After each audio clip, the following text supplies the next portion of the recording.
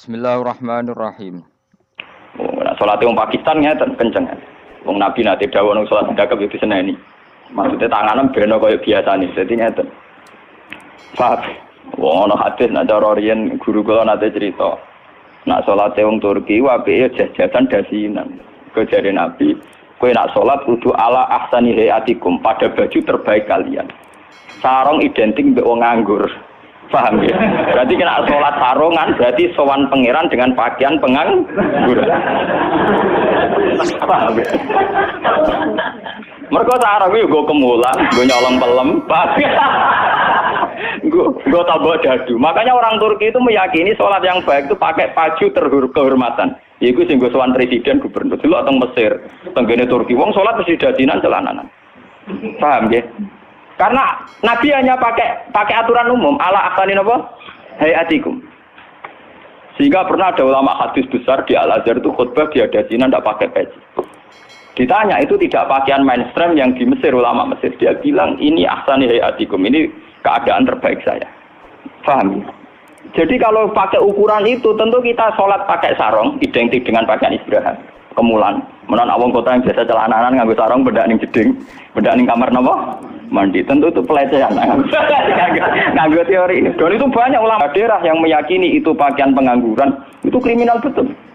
Karena siarnya begitu, nggih, tradisi siarnya begitu. Tapi kalau di Indonesia, untuk daerah tertentu juga ada semua Indonesia. Sarung itu identik dengan pakaiannya santri. Ya sudah kita sarungan ala santri.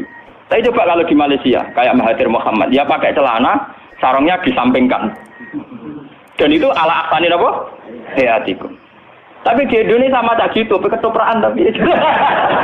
Nah ini contoh. Lah yang kayak begini tidak mungkin masuk kategori wajib taat karena variannya tidak ijma gitu loh maksudnya. Saya itu paham ya? Tidak mungkin kita taat sama guru sama penguasa yang variannya begini karena tidak pada level nopo ijma. Paham ya? Mulane kula nu tak ngiling-ngilingan, kula ngerti takoki santri kula, nak salat cepet. Ya sing wajib pokoke rukuk iku juga dari subhanallah terus sujud. Pokoke sing ijma tok kula niku pokoke standar sing cepet. Kula ngiling-ngilingan sunah Nabi mesti tok. Kula sering lambenan putih niku tok ngiling-ngilingan sunah Nabi. Mergo kula cobaan gak mungkin.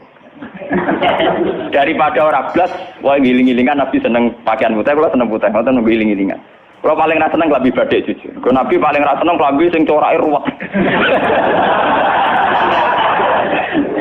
Mergo Nabi nate diadhi batik iku menolak karena corake napa keruwetan. Jadi taubun lahu a'lamu cara Indonesia napa? Batik.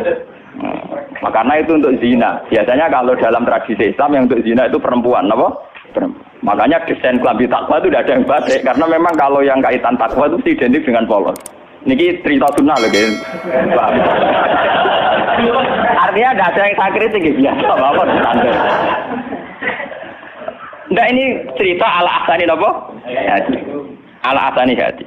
Tapi yang menjadi masalah, nggih kalau nanti diskusi dengan kiai. Tapi masalahnya ngene lho, kelambine wong Indonesia paling dalam kehormatan ku batik. Makanya banyak kiai-kiai yang sholat Jumatan malah milih nganggo batik. Alasannya Jumatan disunatkan pakai putih, kalau ndak baju terbaik.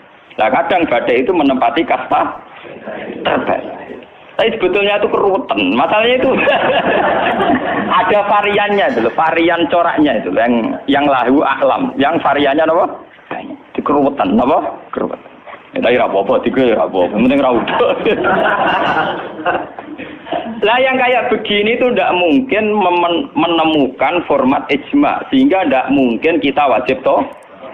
Dicatat ya, tidak mungkin kita wajib nopo. Sehingga tidak perlu santri Indonesia yang mondok Mekah terus mulai jubahan, ya nggak perlu. Sing mondok India terus nganggo turbus gitu kan perlu. Sing di kiai kemal-kemul jubahan, orang ganteng pesel jubahan, wah sini wong. Nah gurumu ning Mekah jubahan pantes ganteng gagah. Apa wireng puasa kriting jubahan. Mesti pikirane wong pertama ngenyek orang ngarah darani sunah Nabi. Kanya benda piye mesti wong ora sida nafsirno sunah tapi nafsirno sing ora.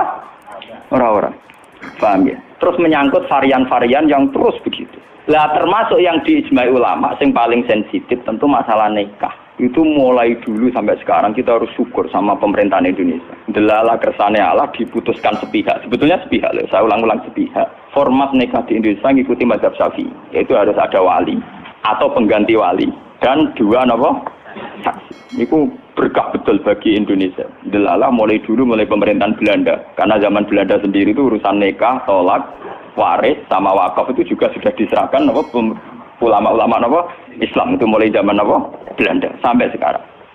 Karena nikah itu yang ila darajatil ijma itu hanya berapa? Jika ada varian-varian mazhab kayak Dawud Az-Zahiri, di Syiah sendiri ada mut'ah. Terus di Indonesia sendiri saatnya ngomong sing wis ra kuat ngebet terus akhirnya nganggo khilah-khilah napa? Mut'ah. Dasar ngajine Dawud Az-Zahiri itu khilah-khilah dhewe.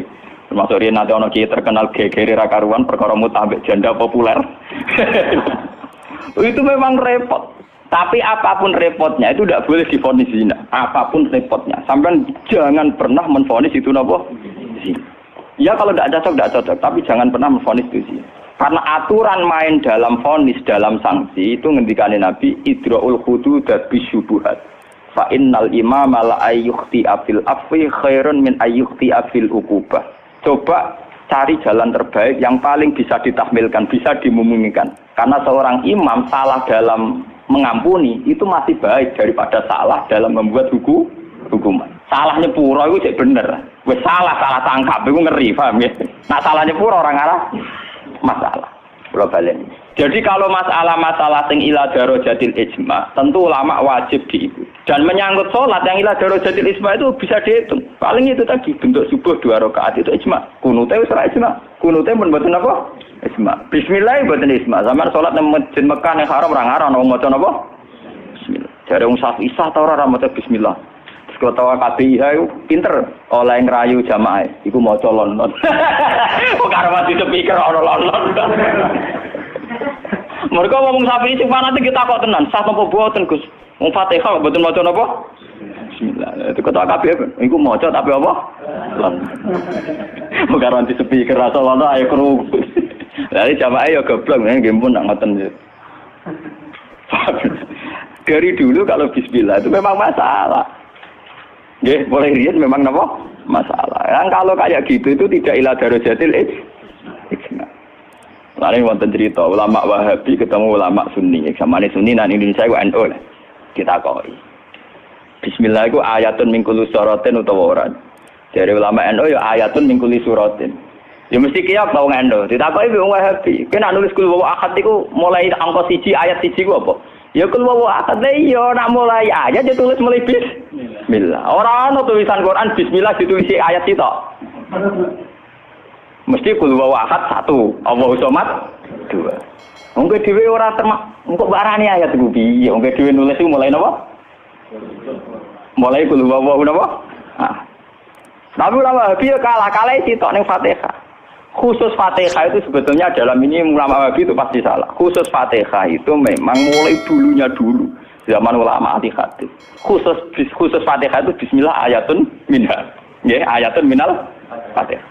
Makanya Qur'annya Wahabi sekalipun itu untuk Fatihah bismillah itu sudah punya angka apa? 1. Khusus Fatihah loh ya. Nah, kira tahu neliti, menyerah tahu paham. Mulai tuilik ngapal Al-Qur'an nganti laris semakne ora paham. Oh, ora bakat seneng ilmu. Khusus bismillah di Fatihah itu sudah ditulis angka 1. Karena dulunya dulu khusus Fatihah memang bismillah itu ayatun minha. Paham ya? Tapi di selain Fatihah jelas enggak sampean lihat. Di semua Quran seluruh dunia. Mesti bismillahirrahmanirrahim tanpa ada tulisan ayat. Baru kul a'udzu birabbil falaq ada 1. Paham ya? Itu menunjukkan bahwa tidak ayatun min kulli surah. Makanya sampean kalau punya Quran Arab Saudi ya, kalau sudah baca ya, ganti surat ya paling mandek sebentar, ya langsung sabbi isma rabbikal a'la nanti ganti surat ya walaili idza yasa nanti ganti ya wadduha atau apa pokoknya dia tidak tidak baca apa? Bismillah. Tapi api pemerintahane Wahabi ora apik, bae ngono lah nak nyetak Quran standar dunia tetep ana bismillah itu. Paham? Mbok dirapahi Wahabi pokoke walhasil niku dekne tetep nulis napa? Bismillah. Jadi cocok ra cocok pokoknya sementing ditulis lumayan. Paham ya? Mulane kiai-kiai kena iso do-bodoni jamaah. Sepundi kok mboten maca Fatihah imame. Ya maca tapi kira krungu. Nggih pernah. Wah payah. Paham ya? Tapi itu baik. Yang kayak begini itu tidak darajatil ijma dan kita boleh balelo, boleh napa? Balelo. Ya sama seperti konteks tarawih. Lo bolak-balik matur, wong Muhammadiyah roh kabeh nak tarawih nang Masjid Haram 20. Taslimatun mingkul lirok ate, tetep buale lo 8. Pahami bali lo napa? 8. Wong NU ya roh kabeh nek nang Mekah Madinah ra ono kunut, tetepe bali lo napa? Kunut. Paham ya? Di Muhammadiyah bali lo ning tarawih, NU bali lo ning kunut. Itu sah secara ilmiah karena tidak darajatil ijma'. Ya sah itu secara ilmiah apa? Sah. Apa contoh diterusno urusan poligami, tapi ekstrim. Poligami nggih ngoten. Wong roh kabeh, nak sahabat-sahabat itu garwane ana sing 16, ana sing 10. Tapi wong Syafi'i meyakini maksimal papat. Wong yo roh kabeh, nak Sidina Ali misalnya dibojo nganti 16. Raja-raja Mataram malah 32 apa 6 ngono. Padahal iku wis Khalifatullah pranata napa? Ya wong ya artinya kita ini itu tidak ila darujatil isma. Kamu menvonis zina pasti salah. Jangan mentang-mentang kamu Syafi'i orang Islam yang menikahi di atas 4 kamu vonis zina pasti salah. Vonis kamu pasti salah, kriminal vonis kamu.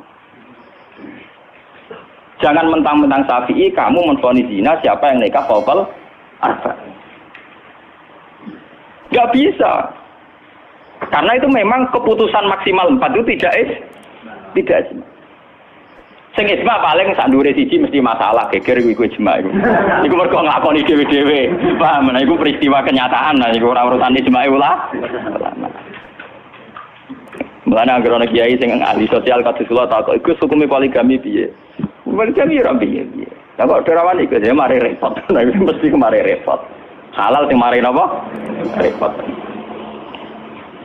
Jadi masalah-masalah yang tidak irada rojatil isma itu tidak usah punya vonis hukum. Jangan katakan orang yang nikah fawqal arba hukumnya zina. Itu juga menyangkut Jumatan. Jangan katakan kalau sebelum 40 orang terus tidak wajib Jumatan, tetap wajib. Khas mensyaratkan 40 itu khas mazhab nopo Syafi'i. Tidak bisa. Misalnya di desa-desa terbelakang banyak yang jumlahnya belum 40 dan mereka tetap harus Jumatan. Dalam kitab-kitab Syafi'i sarannya juga gitu. Jika dunal arba'in sebaiknya tetap Jumatan. Meskipun nanti sebaiknya AA2 duron. Meskipun nanti sebaiknya ya ada apa? Karena bahaya kalau nanti ada Jumatan disyaratkan nunggu orang 40. Enggak ada dalam tradisi wong latihan berjuang langsung di umat kira 40. Iku apa-apaanan. Latihan berjuang di umat 40 iku sakene. Nabi dadi nabi selawase ana sing di umat moloro telu. Nutrimo wong sapi di umat minimal bro 40. Ora ngarah. Paham ya? Ini kalau baleni malih. Kalau pendapat ulama itu ila darajatid isma baru wajib ditunduki. Padahal masalah yang ijma itu bisa dihitung dengan jari. Misalnya sholat 5 itu paling bentuk rakaatnya yang ijma. Bentuk Fatihahnya ya misalnya Hanafi tidak harus Fatihah. Pokoknya mata yasaro minal Qur'an. Macam-macam gitu. Nggih, mata yasaro napa? Minal. Kalau Syafi'i bentuknya harus Fatihah. Enggak harus surat. Itu yang tidak ijma'nya. Begitu juga menyangkut i'tidal baca apa, rukuk baca apa, sujud baca apa juga tidak pernah ijma'. Sementing ada tumakninah biqadri subha. Nah, ya ukurannya bacaannya pakai begitu. Kalau diteruskan juga masalah qiraah, ada Ibnu Katsir, ada Imam Asim, ada Imam Amir, Ibnu Amir dan sebagainya. Sehingga qiraahnya Quran macam-macam. Cuma kita ngikuti qiraah atau Asim riwayatin apa? Hafiz yang kita yakini dianggap qiraah apa? Masyhur. Paham itu? Kalau terusaken niki. Jadi niku sing menyangkut isma. Lah niki sing radi ekstrem Imam Nawawi ngendikan wa amma ta'atul umara wa salatin fal aksar annaha takunu muharramatan. Niki ekstremen. Jadi kalau taat pada penguasa atau raja itu kebanyakan konteksnya, kebanyakan kasusnya itu malah haram. Li'annahum la ya'muruna illa bil paling banter kebijakannya berbau napa? Zalim. Nah niku ekstremen ya. Jadi Senawi Banten itu ekstrim. Dan dalam hal ini saya tidak sependapat dengan Senawi Banten karena kalau di kitab-kitab lain itu rata-rata meyakini vonisnya jangan haram, tidak wajib. Tidak wajib dulu. Kalau beda ini kalau contoh. Kalau dalam usul fikih dikatakan haram dengan tidak haram itu beda sekali. Sama seperti hukum dialogis. Misalnya Mustafa kere itu parah. Nah ora sugih, iku ya ora nganti kere, tapi ora nganti sugih. Misalnya Ruhin goblok lu parah, tapi nak darani Ruhin uga ngalim, tapi ora nganti goblok. Nah di sini Imam Nawawi menfonisnya ekstremen. Taatul umara itu haram. Niku ekstremen. Sebetulnya dirumuskan dulu tidak wajib, nggih. Urutannya napa? Tidak wajib. Lah tidak wajib itu bentuknya bisa haram ketika maksiat. Tapi ya kadang-kadang naik ke wajib. Kalau itu menjadi maslahatul ra'iyah. Paham ya? Juga bentuknya bisa sunnah. Kalau baleni malih nggih. Jadi teng usul fikih nggih, dasar-dasar ilmu usul fikih wonten aturan main ngeten nggih. Pertama misalnya hukum itu wajib. Ada tidak wajib. Lah tidak wajib itu bisa sunat, bisa mubah, netral, nggih, bisa khilafil aula. Jadi jangan divonis haram dulu. Ya, jangan divonis haram. Dan kita ngikuti tradisi Sunni bahwa taat kepada umara selagi tidak memerintahkan barang haram, itu taatnya wajib. Selagi tidak memerintahkan barang apa? Nggih, jadi misalnya SBY punya kebijakan masyarakat harus bayar pajak gitu. Yang pada kadar yang wajar, itu ya wajib. Tapi kalau memerintahkan haram, maka menjadi apa? Haram. Artinya apa? Hukum taat kepada umara itu tidak ada hukumnya. Yang penting tidak wajib dulu. Nanti melihat kalau konteksnya maslahat menjadi wajib. Kalau tidak maslahat tapi tidak haram, ya nanti ada urutannya. Kalau agak baik, ya mungkin sunat. Baiknya sedikit, ya agak sunat. Kalau setengah makruh, ya khilaful aula sesuai urutan-urutan di fikih. Karena itu banyak itu ketentuan-ketentuan di fikih. Lah yang menjadi masalah ini sama dengan tenan. Bagaimana kalau sesuatu itu taruhannya dengan stabilitas? Niki rungokno tenan. Entah itu stabilitas politik, entah stabilitas ekonomi kayak kasus Abang Senturi itu kaitannya jenenge apa? Stabilitas. Niku paling ngeri dalam semua tradisi kekhulafaan dulu. Misalnya Yazid itu jelas-jelas gendut.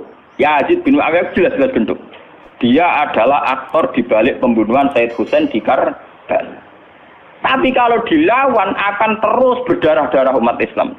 Karena de facto Yazid lah yang dianggap presiden saat itu. Karena dia putra Muawiyah yang memenangkan pertarungan politik dengan Ali bin Abi Thalib. Jika kalau dilawan akan terus berdarah-darah umat Islam.